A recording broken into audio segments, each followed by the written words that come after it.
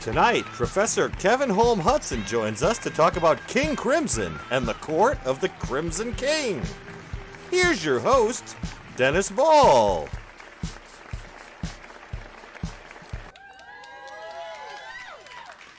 What is up? Prog Professor Kevin Holm-Hudson in his house. How's it going, Kevin? I'm doing well, Dennis. How are you? I'm doing great. Thank you so much for joining us. I'm excited to pick your brain about this topic, among many others. I'm hope to get you back to talk about about Genesis and your Genesis book about Lamb Lies Down on Broadway. But Bryson, no, I'm not going to Dragon Con. Speaking of which, let me just say hi to the chat, and then we're going to talk about King Crimson. Yo-Ya 420, what is up? Bryson, I'm not going to Dragon Con this year, man. I'm sorry. I mean, it's too bad, but what's up, Georgia Constitution Media? Pyro of the Caribbean, what is up, man? How's it going, brother? Paper Bag Man, how's it going? What's up? All right, let's go. Let's get into the King Crimson thing. I listened to this record probably 4 times in the last 2 days. I like it a lot. And, you know, it's funny. I hadn't listened to it, frankly, Kevin, since I was maybe in high school. And I had a friend who was really into King Crimson. This one, Lark's Tongues and Aspic was a great one. I remembered being really good. But this, like, it's their first record, 1969, right? Mm-hmm. Mm-hmm. Yeah, the seeds were actually sowed with another band called Giles and Fripp, which sounds like a law firm. But that was Robert Fripp, obviously, Michael Giles, who later became the first percussionist for King Crimson, and his brother Peter Giles, who played bass. They did one album that came out in 1968, I believe, and it was an utter failure. The record sold no more than 500 copies when it was first released, and the band broke up without having played a single gig. So it really wasn't auspicious at all. And part of the problem is that when you hear this particular album, it's because it's miraculously come back into print now. Right, of course. But is it hard to find? The original pressings are probably scarce, huh? Right, yeah. But I mean, it's not too hard to find. I mean, you could certainly, I think, listen to just about all of it on YouTube or what have you. But it kind of has this almost pastoral, moody blues sort of vibe. Like it's almost like for the band, it's still 1967, right? And rock had changed a lot in '68. You just look at what happened with the Stones, going from Their Satanic Majesties to Beggar's Banquet. Yes, right. So how did they make a record? How did they get signed if they didn't do any gigs or anything? Do you know? I don't, except the record business was a very fluid, evolving entity in 1967 because of Sgt. Pepper. The Beatles really just went complete left field with Sgt. Pepper. The whole idea of a band impersonating another band, like taking on this identity. It's kind of a Bowie-esque thing, right? And the Beatles were doing it in 1967 by presenting themselves as Sgt. Pepper's Lonely Hearts Club Band. That album was also the first album to have lyrics printed on the sleeve. So that Sgt. Pepper's was? Yeah. And so that invited listeners to read the lyrics as if they were poetry, and a lot did. And so the runaway success of Sgt. Pepper led to bands being signed with just maybe this will work. It worked. Sgt. Pepper worked for EMI. Let's book Pink Floyd and get them a contract. And But yeah, it's interesting. Like, the business has changed so much, and when you talk about poetry, it makes me think of the fact that Peter Sinfeld, I don't know how this is pronounced, but was like a dedicated lyricist in addition to doing tech work for them. And he wasn't, I calls to mind The Dead, of course, and Procol Harum. Mm-hmm. Mm-hmm. And I don't know if the Moody Blues had a dedicated lyricist, but that was kind of a thing for a minute there. Yeah, another band that did that was Renaissance. They had I believe her name was Betty Thatcher, a poetess who wrote the lyrics for that band. So that was not unheard of during this time. And did he stick with them, Peter, for for the long haul? He stuck with them through their first four albums, I guess. There was In the Court of the Crimson King. The follow up was called In the Wake of Poseidon. That was Yes. followed by Lizard and then Islands. And then after Islands, I think Fripp basically sacked Sinfield because the lyrics were just. The quality wasn't there as much as it had been. Right. And Bry- they found it, and then he found a Bryson's. different lyricist.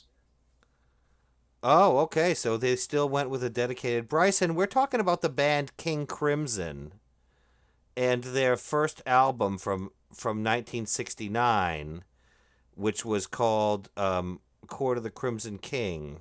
Hold on a second. I had a slide of it, but I I've guess I got the didn't pull album. it over here. Yes, show it. You can see it in front of my yes. You can see it in front of my turntable here too. And it was. I mean, it's prog rock. You know, the members of this band went on to play with Yes and other other prog rock bands too, right? Yeah, in fact, this album. The reason when we were talking about this particular topic, I think, because you had something about the album that changed everything. Yes. This album really did change everything because there are not very many albums that we can think of that just initiated an entire subgenre of rock music. Um, Right. until the court of until in the Court of the Crimson King came out, there were some inklings. I mean, you had things like not only Sergeant Pepper, but you had things like the Moody Blues, Days of Future Past. The concept album depicting the progression of the day. And then you mentioned Procol Harum. Their second album contained this like 22-minute multi-sectional suite. That anticipated that idea for progressive rock bands to kind of go off and do these long Why? forms. Right. So the seeds kind of like were there, but this album really brings it all together. It's got the virtuosity, it's got the It, symphonic kind of timbres and structures, it's got the interplay of acoustic and electric elements. So really, I'm remind. the Yeah. ingredients are all here. It's amazing. It's sort of now. Were these guys jazz fans? Well, when you put up the picture of the band members, Ian McDonald had a jazz background. He was a multi instrumentalist, played winds, some guitar. He played keyboards. He played the mellotron on In the Court of the Crimson King. Oh, Um, okay. Yep. but he had a jazz background, and he also had served some time as an army man, and so played in the British Army's, I guess, one of their jazz ensembles. Oh, So the, interesting. the the middle section of 21st Century Schizoid Man, probably the best known song on the album, it goes into this brisk, jazzy section in the middle of it, and that was a little Yeah. composition that Ian McDonald had written in his army days, and he Oh, that's brought that cool. in. Yeah, there's a lot of collective composition on this album. It's a really cool listening experience. I mean, there's really okay. Pyro of the Caribbean says Peter Sinfield wrote lyrics for Celine Dion. Yeah, he did. Um, which Paper Bag Man made a puke thing for. Paper Bag Man though, I don't judge. Celine Dion, you know. All right, Pays the so bills. but yeah, exactly. It pays the bills. So, but yeah, it's only 5 songs, the original release, but they're epic, multi-part. You know, uh, they remind me a little bit of jazz compositions, but it's actually tighter and more planned. It seems than like a Miles Davis, jam session or Hmm. something. Hmm. Even though there's qualities to it that sound like 70s, like Miles's band, I guess because there's electric guitar and stuff, but the rhythms are really just much more rock based. And I absolutely love Michael Giles' drums on this. The sound is so clean and tight. Um, it's really unlike anything else, at the time, particularly when you think about there's moments here that remind me of Black Sabbath, okay? Mm-hmm. Mm-hmm. Not long sections, but there's parts. It's 21st Century Schizoid Man obviously has like an Iron Man vibe, but he's never anything like John Bonham or Bill Ward from Black Sabbath. He's it's just an incredible drumming. I mean, I don't know. I'm going off on a tangent, Kevin. No, it's appropriate. I think the drum fills are especially inventive. The way that at the end of a phrase or something where a drummer will put in a particular fill to lead into the next section. Um, Giles's fills are very inventive and sometimes kind of elude the beat for a bit before settling back in. Very technical, but very creative. Yep, but super controlled. You never feel for a moment like he's not totally in control of what he's doing. Um, and of course, like Robert Fripp is a genius guitarist. I don't know if y'all haven't checked him out, you should. This whole record it's so worth a listen. Interestingly, not streamable, Kevin. Yes, Fripp, I think, kind of controls most of the rights on the Crimson catalog now, and he resisted making the music even available on iTunes for the longest time. Um, I wouldn't be surprised if they weren't working out some sort of deal with the big streaming giants, but I don't think it's a big priority for him. Yeah. Because So here's what money? Because what money are they going to pay? Right? I mean, right. Spotify Yeah, is they're pretty not gonna. notorious for not paying their artists. So And also, they know that I'm gonna buy it. Like me, like I'm the target audience. It's not Aunt Edna who's gonna randomly stream playlists. It's me who's gonna find out what the best pressing of it is. What do you have a thought on? Do you know about like what the best vinyl? Like I'm gonna get it on vinyl. Is there a mobile fidelity pressing of it or anything like that? Do you know of? hmm, I don't I would be know, and surprised. I don't even know what I think the copy that I have is like a French pressing, and it has a very nice, quiet, clean vinyl surface. But I've had that particular copy for years. I'm not even don't even remember Right. where I got it. So um, that would be a good question if there's a mobile fidelity. I don't think there is, in part because of again of sort of the control that Fripp has over the recordings. But it's been remastered and remixed several times. Yeah. There was a remastering that came out in I think 2019, which included, among other things, a complete remixing of the entire album by Steven Wilson of Yeah, Porcupine and Tree. Robert Fripp.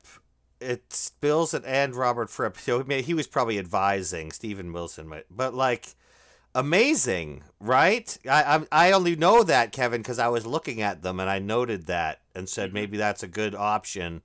Um, I'll check them out. I'll probably have to read a few reviews. It's probably worth doing a little research and finding the correct copy. Mm-hmm. You know, Yeah. and then maybe there's a couple. Like I'm waiting. I sort of have a fantasy about getting Santana's Abraxas on MoFi. It's impossible to get that one. All right, cool. So let me just ask you before we move on. I could keep talking about this actually for a bit because I have thoughts about all the songs. Do you have a favorite song on the record? Oh wow. Epitaph is probably my favorite. Oh man, that is heavy. It's beautifully constructed. It's got probably a peak vocal performance by Greg Lake. Yeah. I hope it's still on YouTube. There for a while there on YouTube there was an a cappella vocal track of Lake singing Oh, Epitaph, like nice. just the vocal track, straight for everything, and it's an astonishing performance. And he was only something like 23 years old when he recorded it. He was a Jeez, young that's kid, amazing. but just sounded phenomenal. Um, there's a lot of nice touches on Epitaph. There's the timpani, which when they were recording the album, there just happened to be a set of timpani there, and they're just like, oh, let's put that on, So that adds a lot. Yeah. And I mentioned earlier the Mellotron. We should probably explain a little bit about what that keyboard was. Yeah. It was essentially like an analog sampler. It came with pre-recorded string and brass and flute sounds and things like that. And inside the case of the Mellotron were all these strips of recording tape. And it Right. They were wasn't like tape loops. yeah, well, it wasn't a loop was the thing. It was just a length of tape, so you could Uh-huh. only hold the note for something like 8 seconds before it just stopped. Oh my god. And And and then when so you let go, did it rewind it automatically? yeah, yeah, and it would snap back, And so what? That's nuts. So I it didn't realize that. yeah. I thought that were loops. So a lot of Mellotron players will kind of very subtly do some little arpeggio things to kind of like keep the sound sustaining and also starting with new attacks. And what they did on Epitaph was they layered um, several tracks of the strings, several tracks of brass with the strings, which is really unusual because around this time when they were using the Mellotron, it was just for like one thing, like, oh, we want something that sounds like strings here. But Right, right. Epitaph really has this orchestral approach where there's multiple mellotrons invoking multiple instruments.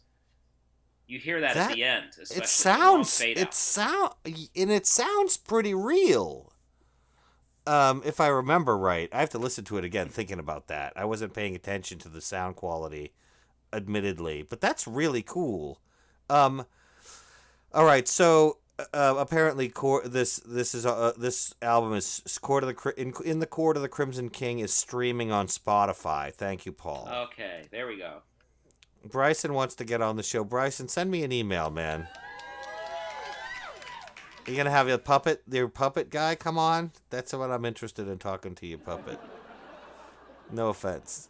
All right. Hold on a second. All right. So, Kevin, here's my maybe final question for you about the record. We were talked about how it changed the world. How did it change you? It had an impact on you personally, right? This record. Yes, it did. I think the first thing I heard from it was the title track in the Court of the Crimson King. Heard as we were driving to visit my brother at the University of Virginia. So we're driving, somewhere through the countryside, Virginia, and we pick up this college radio station. It might have been UVA station, and it's playing that song. And I recognized Greg Lake's voice because I was a fan of Emerson, Lake and Palmer, at that time. And this wasn't like, I'd already heard some progressive rock, so I recognized it was Greg Lake, but I didn't know that particular song. And so then when I had the opportunity to find the album, I bought the album, and I remember being just really shocked by 21st Century Schizoid Man because that was nothing like the title cut.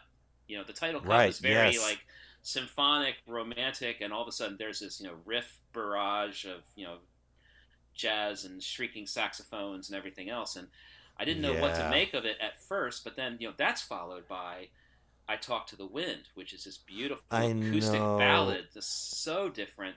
That might be okay. I'm sorry. Go ahead. No, and Sorry, I I didn't was mean to just interrupt. I didn't mean to interrupt you. I know there's so much variety and depth to it. just to finish, the thing that really I guess sold me on the album is the very end of In the Court of the Crimson King, where there are a couple of false endings, and the very end is just all these layers of mellotron and whatnot, and it finishes with this big thick kind of cluster chord, and it just cuts off. And to have that happen at the very end of the album, it's kind of a heart-stopping moment.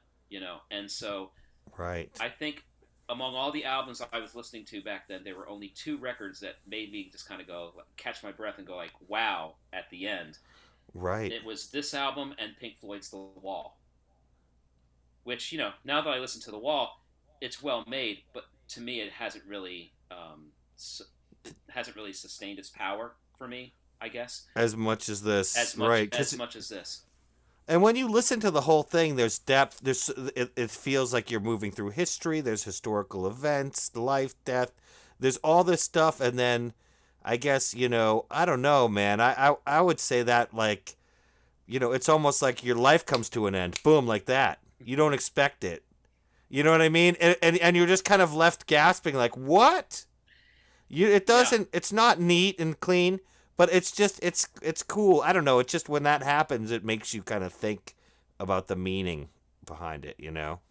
And right about the same time, the Beatles did the same thing at the end of side one of Abbey Road. You know, at Oh the end of yeah, I Want You, right. She's So Heavy, you know, it gets swallowed up by that white noise, and then it just cuts out.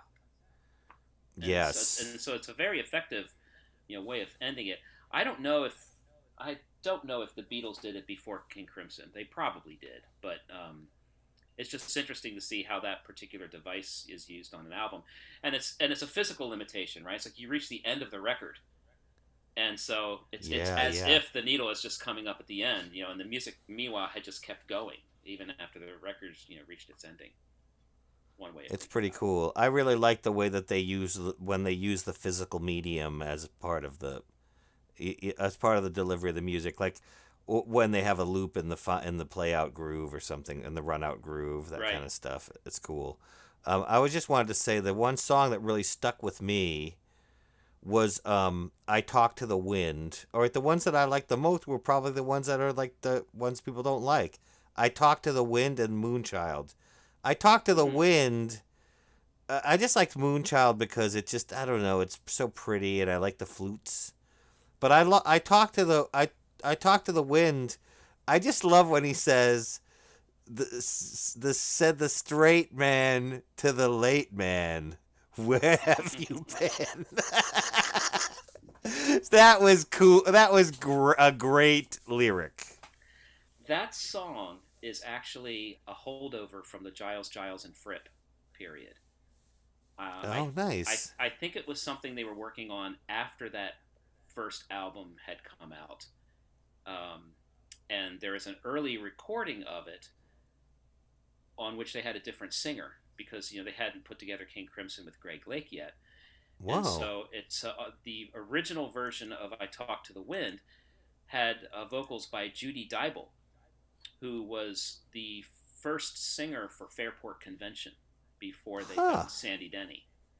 So you just picture this English folk rock, female vocal doing the "I Talk to the Wind," That's cool. and the arrangement and stuff is different too. It's like more, I'd say maybe more acoustic, and there's more role for like clarinets because I think Ian McDonald was kind of working with them at this point too, So I guess and those are probably bonus tracks if you get extended. Is there an extended version that has that stuff on it?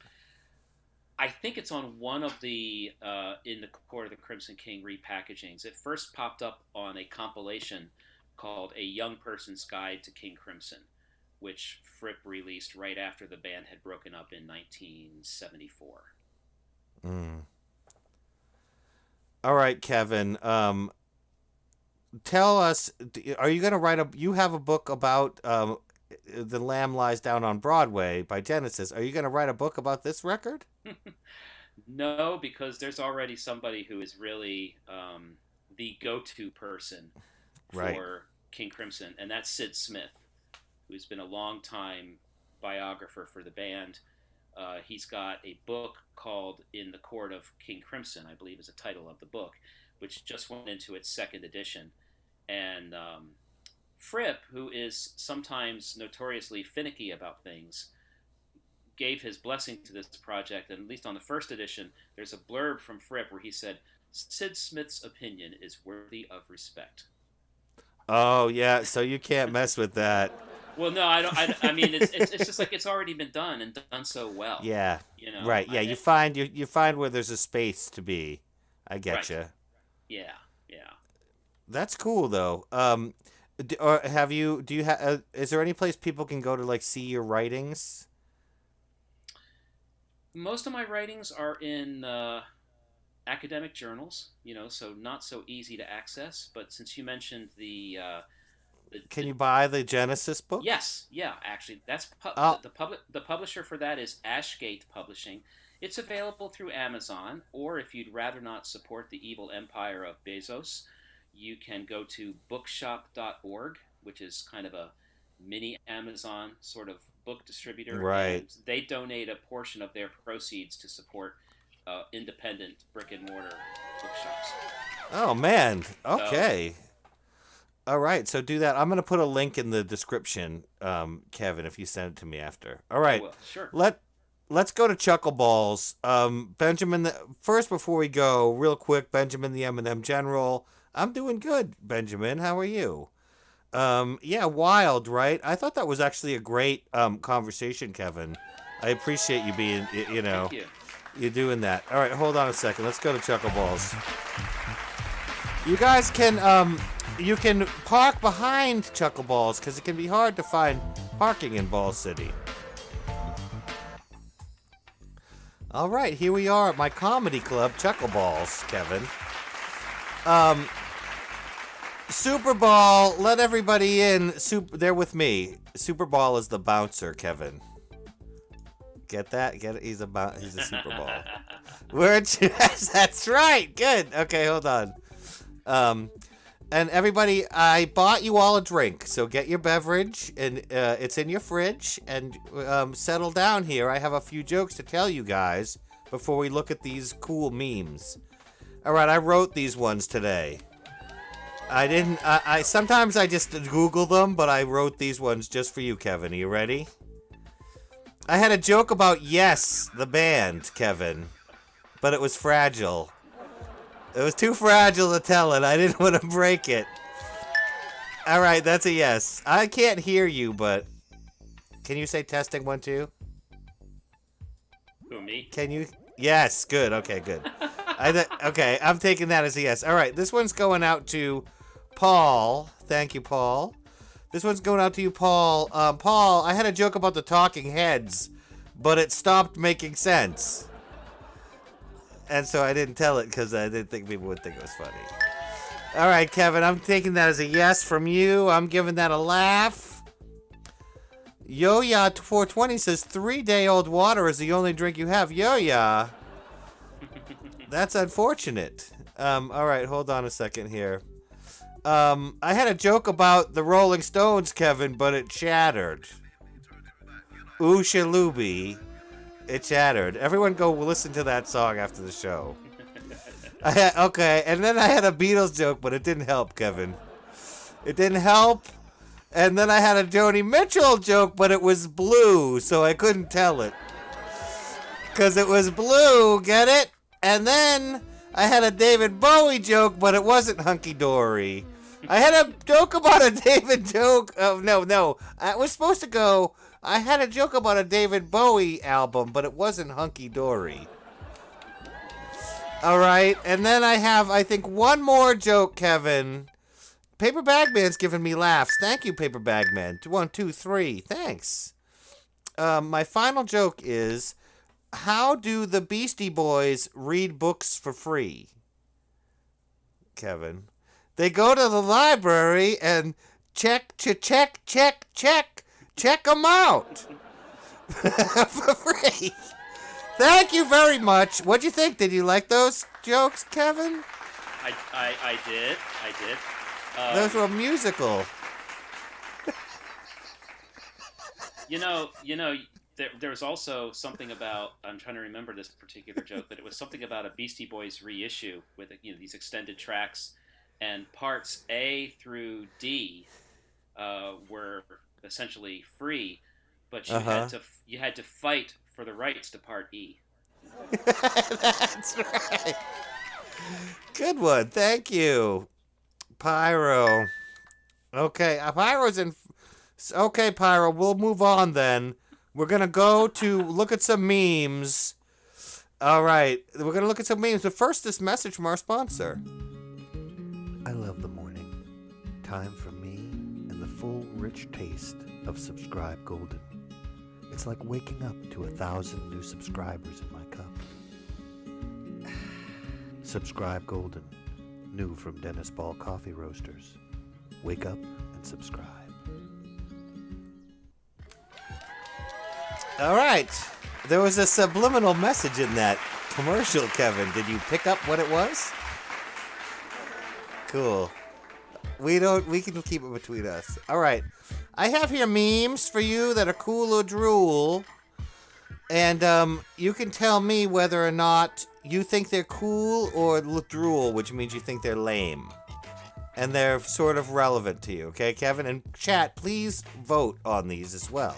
And I'll give you dings if you say it's cool, and if you say it's drool, Kevin. Just using the regular it gets chat, a noise. right? Well, you can tell me verbally. Oh, okay. And they will. You can just talk to me about it, and we'll discuss these a little bit. All right, here we go. We're gonna kick it off with this one. Have you seen this? You seen this before, Kevin? It's the happy version of the guy. Drool. Kevin gives. I give it a cool. Okay. Here's an AI. One of those AI ones. You know those AI ones that have been going around? People say AI made this painting. This is the Beatles as Frida Kahlo. Cool. I'm getting a laugh from you. Okay, cool. Okay, good. All right, good.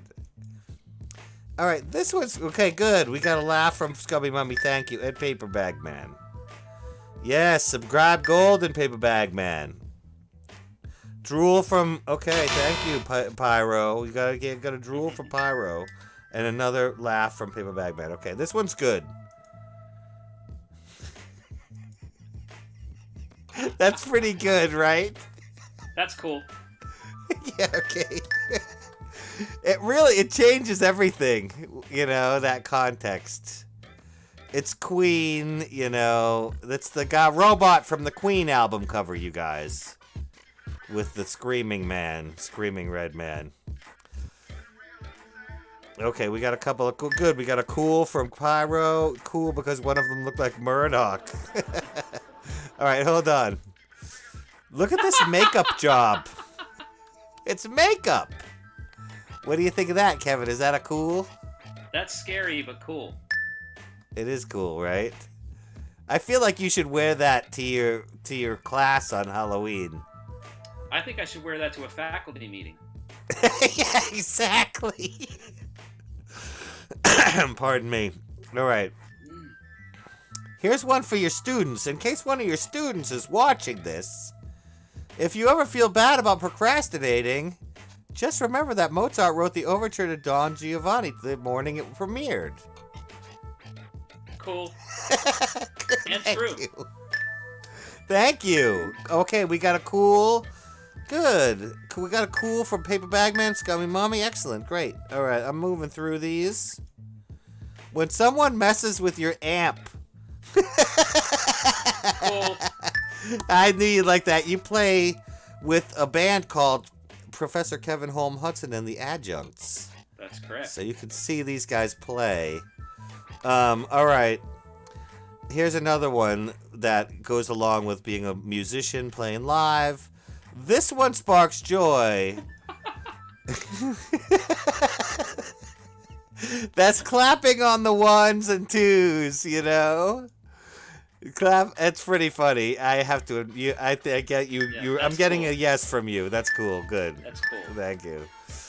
It's pretty funny. All right, hold on a second.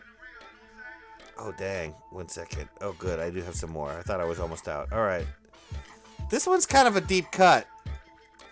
The music world. No one has ever done this. Schoenberg devising dodecaphony. That's why it's gonna work. Now that I thought was cool, just because the guy had the guts to do a Schoenberg meme. Your window of people that are gonna like that is very narrow. So, but It's yeah, cool. it is cool. It's niche. All right, thank you. Niche, It's but niche. It's cool. It is niche. Exactly. Thank you. All right, here's a good one. I don't know if you've ever been to Iceland. You ever gone to Iceland before?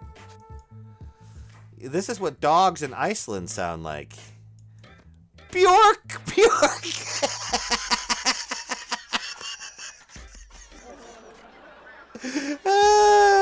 They say Bjork. I'm Cool. guessing that's a cool for you. Yeah. That's All right. Okay, cool, good. Me too. All right, good. We got amp messers. Exactly, Paper Bag Man. Mormino, cool. Yes, nice. Paper Bag Man, cool. We got some great people in the chat. All right, I got two left. This one is a great one. This is another one. Yeah, those 14 people in the world do think it's cool. It's true. This is a good one. This is another one. Billy, it's time you learned about money and the importance of... Billy, no!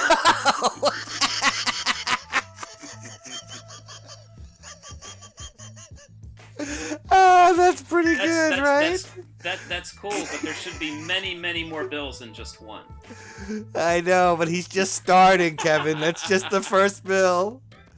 Oh, that's pretty good. I thought that was pretty funny. All right, we've got one, LeBron. Okay, Bryson got a yes. We got laughs from Bryson. Paper Bag Man. Nice, Bryson. Thank you, guys. All right, this is the final one. I saved the best for last, Kevin. All right. Oh, yes. It's good, right? The yes intersection. Is that yes? Emerson. It's not a yes intersection.